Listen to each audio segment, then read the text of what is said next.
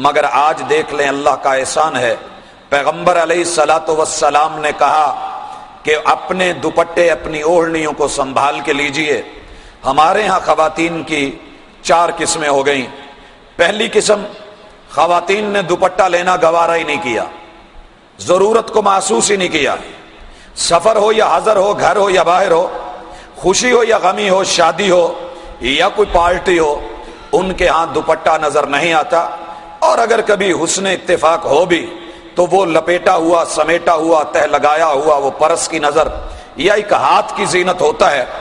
دوسرے نمبر پہ ہماری مائیں بہنیں، پیغمبر کی بیٹیاں وہ ہیں جو لیتی تو ہیں مگر جہاں لینے کا حق تھا وہاں نہیں، کندھے کے اوپر ایک سائیڈ پہ ڈال کر کے یوں آ رہی ہوتی ہیں، جیسا کہ کبھی پنجاب کا بدماش سلطان راہی اپنے ایک سائیڈ پہ پرنا ڈال کر کے مارکیٹ میں چل رہا ہوتا تھا، تو وہ منظر ہمیں آج دکھتا ہے۔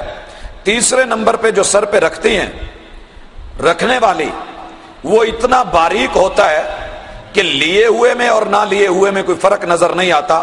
کاسیات عاریات، محبوب علیہ الصلاۃ والسلام نے کہا تھا اللہ رب العزت نے لعنتیں برسائی ہے ایسی خاتون کے اوپر کہ جو پہننے والی بھی ہے لیکن ننگی بھی ہے، لوگوں کی نظروں میں اور اپنے خیال میں لباس پہن کے آئی ہے لیکن وہ ننگی ہے۔ اور چوتھی قسم کہ جو لے رہی ہیں ان کا ڈیزائن یہ ہے، کسی مجلس میں ہوں، کسی سفر میں ہوں، حضر میں ہوں، کسی بھی مقام پہ ہوں، پبلک پوائنٹ پہ ہوں، سر پہ ایک مرتبہ لیں گی، پھر جھٹکا دے کے اس کو اتاریں گی، پھر اس کو سر پہ لیں گی، پھر جھٹکا دیں گے، اتاریں گے۔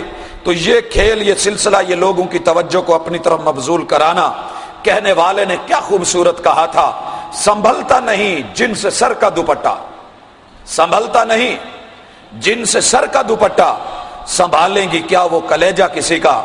آج ایک دوپٹہ نہیں سنبھل رہا، کل ایک فیملی سنبھالنی ہے، ایک خاندان سنبھالنا ہے، ایک قبیلہ اور ایک قوم کو سنبھالنا ہے، ایک نئی نسل اور ایک نئی جیل کو سنبھالنا ہے، تو یہ کیسے سنبھال پائے گی؟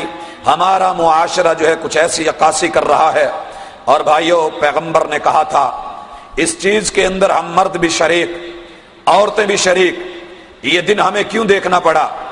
دنیا نے سب سے پہلے جس بند کو توڑا وہ بند حیا کا بند تھا، وہ رکاوٹ حیا کی رکاوٹ تھی۔ پیغمبر علیہ الصلاۃ والسلام نے کہا تھا لوگو اذا ذهب الحیا، حیا کو رخصت نہ ہونے دینا، حیا کو سنبھال کے رکھنا، حیا کو اپنے کنٹرول میں رکھنا۔ اذا ذهب الحیاء فاصنع ما تشاء، جب حیا جاتا رہا تو پیچھے کوئی رکاوٹیں نہیں رہ جائیں گی، جو دل میں آئے انسان وہ کرے گا۔ دیکھیے شیطان نے وَزُيِّنَ لِلنَّاسِ حُبُّ الشَّهَوَاتِ مِنَ النِّسَاءِ، یہ سب سے پہلی محبت جس کو مزین کیا، یہ عورتوں کی شہوات اور اس کی محبت۔ اور دوسری طرف عورت کو اس نے کیا کیا؟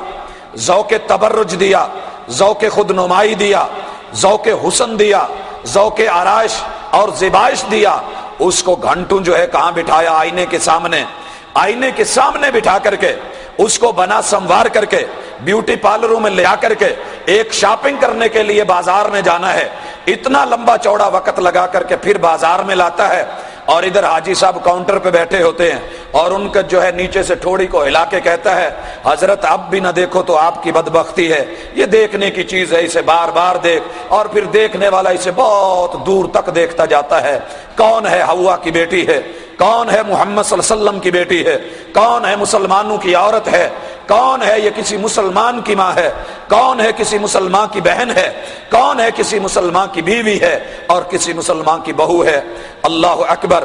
ذوق تبرج آیا، ذوق بے حجابی صرف چہرے کی حد پر اگر آتا میں مان لیتا، لیکن جب ذوق تبرج آئے، ذوق نمایاں پن آئے اور اس کا شوق بے حجابی آئے تو چہرے سے نہیں، سب سے پہلے آغاز ہوتا ہے نقاب اٹھتا ہے، اور پھر جھکی ہوئی نگاہیں آہستہ آہستہ بلند ہو جاتی ہیں، اور پھر لباس تنگ اور ٹائٹ ہونا شروع ہوتا ہے، پھر اسی طرح اس میں کانٹ اور قطر اور تخفیف شروع ہوتی ہے، گلے کھلنے لگتے ہیں، بازو اوپر کو چڑھنے لگتے ہیں، شلواریں اٹھنے لگتی ہیں، دھیرے دھیرے حیا اٹھتا ہے، پھر ذوق آرائش اور شوق نمائش زیب و زینت بننے سنورنے اور زیبائش پہ امادہ کرتی ہے، پھر حسن بے باک ہوتا ہے تاکہ لوگ شوق قدر دانی سے دیکھیں۔